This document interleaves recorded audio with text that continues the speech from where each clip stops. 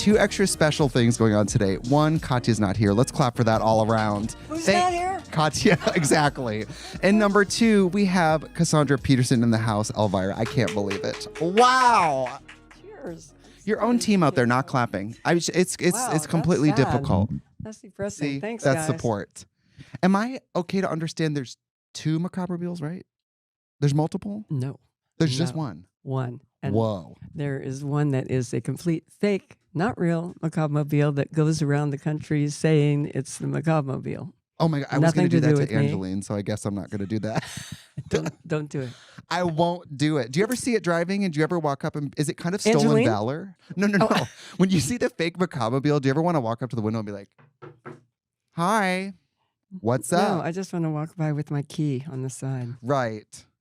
No, it was a weird story. I had my car made and then I later bought it and I had to have it fixed up. So I took it to George Barris, who is a great guy, and he's done the Batmobile and he's done the Munsters car, all these old cars, He's passed away since, but really cool, nice guy. And then I had my car fixed up by him. And the next thing I know, they had made a copy.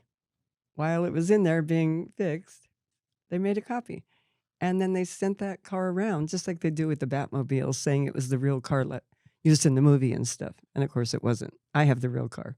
Interesting. But, kind of feels at worst illegal, or at best we tried to get them to stop, and it's pretty difficult. It was just like, don't do it, and they kept doing it. And I think you should. What are you gonna do? No Mcabre Mobile. I also think you should take back hearses and the Batmobile. No more black cars. That's just your thing. Really? Okay. Yeah, I think you have that kind of power. Thank you. I will. I have things that I've wanted to ask you for forever, and do you mind if we just go for it? You just go for it. Ask me anything. I watch a bunch of your archival, aka bootleg footage on YouTube, like every Halloween. I love to watch your interview on Joan Rivers. Yeah, that was great. Have you seen that in a while? No, not in a million years. It really hits. It's so Does snappy it really? and fresh. Really? You thought so? Y'all have such a good back and forth. Well, this is the funniest thing. It was really weird. When I was in Vegas, okay, you're going to love this. I was briefly married to her valet. To her. No, to a guy that helped her with her dresses and her makeup. Don't ask me why. Did you think maybe, most straight guys don't get into Oh, the no, he was dresses and the completely gay. makeup? Total queen. Love. And anyway, I don't know. We got drunk in a bar one night in Vegas and we went and got married anyway. It's very easy to do that in Las Vegas, Sure. Yeah. They have signs for it. So I hung out at Joan Rivers' house in Bel Air a lot with her husband, Edgar, and their brand new baby, which was, Melissa? I was like, is there another baby? Yeah, no, it was just Melissa. But I hung out with them quite a bit and got to be very friendly with Joan. And I loved her. I just loved her. But when I went on that show with Joan, I was expecting her to be her snarky Joan Rivers self. And instead, she was very, very nice to me. And I almost felt like the interview was really a dud. Because you know how she's normally with people, she's really... She kind of cuts into them. But honestly, with you, I felt like because you were there and you were in your drag, it was also a Halloween episode. So I believe Paul was down the couch from you. Yeah. And so you were obviously the perfect guest for that, of course. And you come out and it's drop dead gorgeous. And it's, it's like really good magic late night television when you come out. It's so cool. Thank you. I love that. But I felt like it just missed the thing. I was sort of prepared to get into like a cat fight, like fake fun, like, oh, well, Joan, trade barbs and stuff. And then she was just nice to me. Sure. So I guess that was good, but I don't know. When I watch interviews of you with the male late night hosts, obviously, like, they will talk about your figure in a way that's a little bit workaround. And with Joan, I guess what I liked about it is she could just be like, okay, let's immediately talk about the breasts, and she just immediately was like, I think she said, when those things drop, there's going to be an earthquake in China. Love that. I was like, I mean, so fun. It was great. It was fun. And I just love her. And most drag queens think of you as obviously like a drag queen, and we all loved you before we even knew what think of me drag as a was. drag queen too. Right.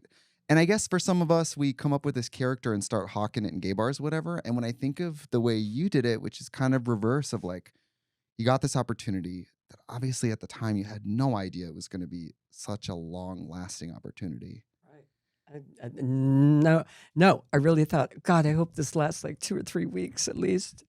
So I can, eat and live. Make some money, pay my right. rent. Yeah. And I am obsessed. I'm obsessed with this thing you talk about in some of your interviews where you weren't able to maybe get financial raises at first, Right. but you were able to ask for things. Could you tell the listeners about that? I think it's Oh. so amazing. Yeah, that really was lucky. And it wasn't just me, it was my lawyer, it was my managers, which was really, AKA my husband at the time, Right. who didn't really know what he was doing. But my lawyers said, they're not going to pay you more. Why don't you just ask for the rights instead to have a fan club? Right. And we're going, oh, yeah, that'd be fantastic. We asked for that. Then later on down the line, next quarter, they're not going to pay you more, but maybe they'll give you the rights for to make T-shirts, and merchandise. And I was like, oh, that'd be awesome. And then that just kept going and going until one day we realized we had all the rights. Yeah. All the rights. So And it was they like had little given at a them away. They time. knew what they were doing, but they didn't know what they were doing. But they realized finally, oh, we just gave away all the rights and we owned them. And when they gave them to us, we signed a document and we owned them. There's this gag of yours that Katya and I have stolen from you, and we are just like the Mcabre Mobile people who steal from you, where you go off stage and then a rag doll of you comes flying across the stage. I love that so much. Was it voiceover? You're like, how about these moves? And they're just like throwing a rag doll of you. And they're just throwing me all around the And stage. I imagine you're backstage sipping a Coke, being like, how's the show going? Pretty good, huh? And I'm having a cigarette, drink Red Bull.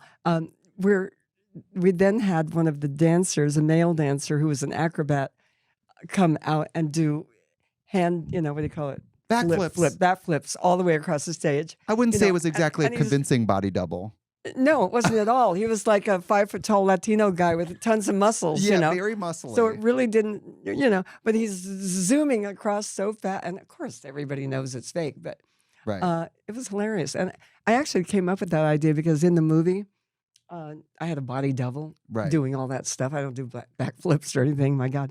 But I did do this one thing where I was hanging upside down and I was pushing away on the floor. Oh, so yes. it looks like I'm flipping, So I said, oh, we got to recreate that kind of thing on stage, where it's very obvious it's a double, but it's amazing. we act like we don't think it's obvious. I worked in Provincetown at the post office for... I worked at the post office too. That's I heard where about I was. this. Oh my God. They had a picture of you on the wall my first season, and I was my like, God. oh, I love Elvira. And they were like, she used to do shows here. I was like, no, she didn't. Mama's Boys, yeah. Did they have good air conditioning then? No, God, no, none. Yeah, they didn't have it for me We brought either. our own fans. It's just like Horrible. sweltering up there in that attic. And people are in church pews this close, and they can see They are. sweat trickle. And you're like, how's your vacation? They're all And how'd half you in like the bag. dressing room? I don't know if it's the same, but there's no dressing room. I had You'll like say, about Elvira, what 8 dressing room? Huh? What dressing room? Yeah, there was none. I had to change 8 costumes for my show, and I was changing, Right. off to the side behind a little curtain. Oh my God.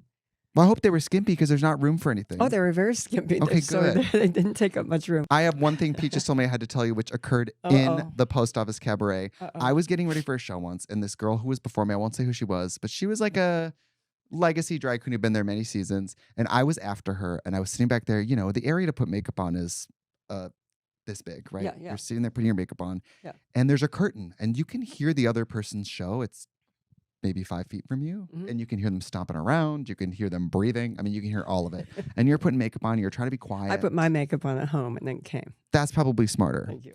So Just a tip for next time. I'm sitting there bald as the day is long with like no shirt on, trying to put makeup on. And I hear her go, yeah, and Trixie Mattel's on after this. You guys like Trixie? And the audience went, woo, which I'm grateful for. And then she goes, she's actually right back here. Do you guys want to see? And she snatched back the curtain. No. And I'm sitting there at a vanity, like you're the audience, Cassandra, and I'm sitting there with a makeup brush, and I just go like, Oh my God. and then she just lets the curtain fall. And I was a weird mix of No, mad, no. but so embarrassed, and Oh also was my like, God. I also tried to get into the psyche of like, why did she think that was okay? That was so odd. In the middle of your show, Did to you yank back kill the- her We never when you went out discussed it. there? We never discussed it. You Avoidant. never I'm discussed it? too avoidant. Oh, I would have. Oh, What Oh, would you have boy. done? kill her. Well, also, I'm shirtless. What if you were topless as a girl sitting back? Then you're like, hey, hi, Yeah, everyone. and like without my wig on, Oh, doing yeah. my makeup and my wig, my hair is all pulled up in a little tight thing with bobby pins. Little all pink over it. curls. Yeah, I yeah. have No, God. No, I'd kill somebody that did that. kill somebody. I would. Who has ever scared you? I mean, I think starstruckness is hopefully a universal feeling. Is there anybody where like I'm gonna lose it? Like Besides what? me. You mean scared me in what way? Like come up to you with a knife. No, like starstruck. Like starstruck where you're like, I'm not gonna freak out. Hello, ma'am. Huge fan. Oh, yeah, Michael Jackson. Oh wow, yeah. I mean, I couldn't talk. I mean, that was really a big deal back then, and he had just come out with Thriller, which is Oh like biggest wow. song in the world ever, and I was just like, just shaking his hand. And he shook my hand. He had that glove on, and it poked really, really hard. It was like, but I tried to be really cool, and Right. not style it, and it was like, oh God, on my hand. And then, and he goes, oh, I really love you, Elvira. I love you so much. And I'm like, Michael Jackson's telling me he loved me. I couldn't even say, I think I was just stuttering like a Freaking blithering out. idiot. Yeah. This is a huge opportunity for you to just grab the glove and take a little piece of memorabilia. I know, I should. And then just run. Too late now. Too late now. But thanks for the advice. Of course. I'm trying to steal something of yours today if I can.